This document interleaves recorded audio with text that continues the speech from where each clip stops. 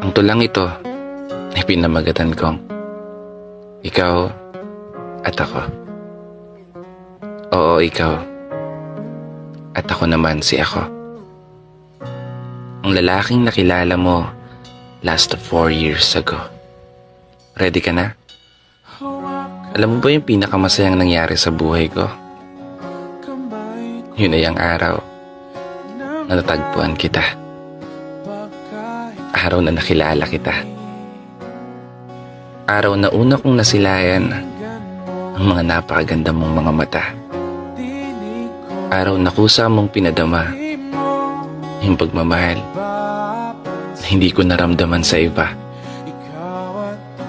Kasi alam mo, pagkasama kita, ang gaan-gaan lang ng lahat.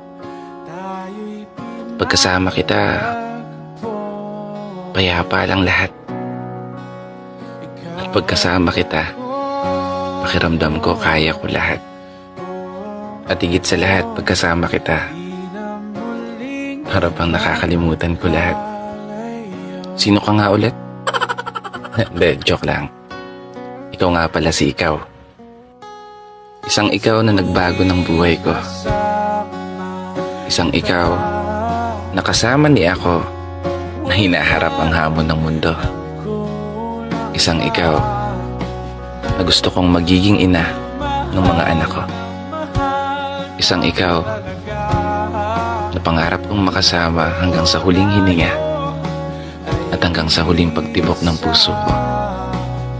Ikaw yun. Oo, ikaw. Ikaw na palagi kong gustong matanaw. Ikaw, siyang dahilan kung bakit hindi na ako naliligaw. Ikaw, na nagbigay ng napakaraming rason para magpatuloy sa buhay at huwag bibitaw. Kapitan ko yung mga pangako mo. Kapitan mo yung mga pangako ko. Sabay nating haharapin ang pagsubok at hamon ng mundo. Basta palagi mo lang tatandaan, nandito lang si ako. Oo, si ako. Ako, na palaging handang gawin lahat para sa'yo.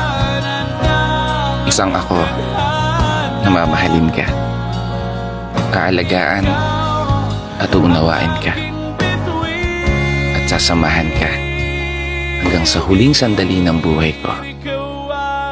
Ikaw at ako. Pero bago magtapos, gusto ko muna pong magpasalamat sa lahat ng mga taong patuloy na nakikinig at sumusuporta. Marami na tayo ng parami. Kaya isang pagpupugay para sa lahat ng mga tao na patuloy na nagmamahal at patuloy na sumasabay sa hamon ng buhay. Ako nga pala si Brother Matt at ito ang aking munting tula. Sana nagustuhan niyo.